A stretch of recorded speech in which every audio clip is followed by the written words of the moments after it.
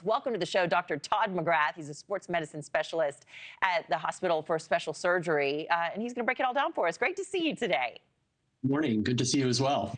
You know, we do. We often associate creatine with bodybuilders. So why is it gaining popularity outside of the gym crowd?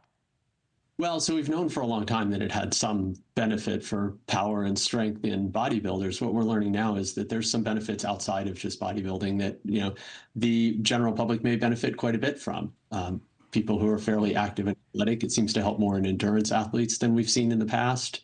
There's some benefits being seen with cognitive function, as far as depression, anxiety, even some work in concussions, bone health for particularly in the perimenopausal woman. So there's a lot of different things that it seems to be benefiting now that we didn't know about 15, 20 years ago when it was all the rage in bodybuilding. Yeah, look, I'm a fitness trainer myself, and I specialize in women. And so I hear about this. I get asked about this. One of the top questions I get. But for me, I always just say, look, eating whole foods is the best thing.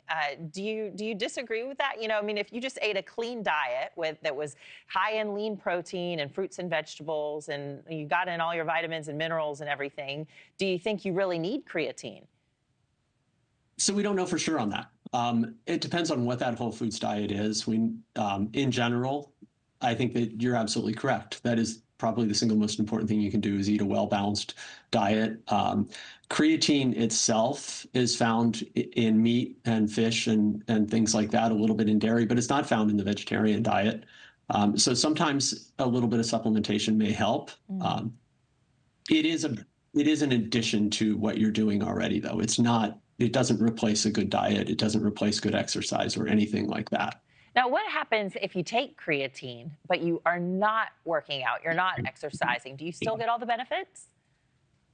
So some of the cognitive benefits do seem to be a little bit independent. Think the things associated with your brain. They seem to be a little bit independent of exercise.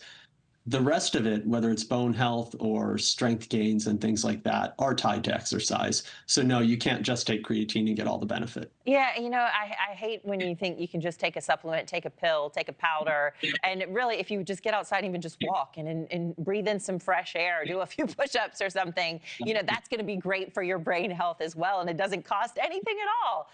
Some parents may be watching right now and wondering, should teenagers and young athletes be considering creatine? What do you say about that? What does the research say? So the research, there hasn't been anything that's shown that there's a huge negative impact of it, particularly in the later teenage years. And we know that particularly in some of the more power-based sports, whether that's football or baseball or things like that, that 15 to 17-year-old range has been doing it for a long time. And there doesn't seem to be a huge downside. And there seems to be pretty good evidence that the benefit of it is about the same as in the adult population. So again, it's a supplement. It's not the front line or first line for everything, but it does seem to help. Yeah, and then finally for seniors, as we think about our aging parents and aging grandparents, are we going to start seeing the big tubs of creatine on the top of their refrigerators too? I don't know. There's some early evidence as far as bone health and things like that we talked about. And there are certainly people who are looking into it quite a bit. The downside, there's very little, but activity, staying healthy, getting outdoors, going for that walk like you talked about, eating a well-balanced diet is probably first and foremost. And then on top of that, there does seem to be a little bit of benefit from things like creatine as far as just helping maintain some of that age-related muscle loss, age-related bone loss, and things like that. But you still have to put the work in. Yeah, without a doubt, though, I just love seeing the narrative changing, that it's strong over skinny now for women and for seniors as well. Dr. Todd McGrath, thank you so much for your time.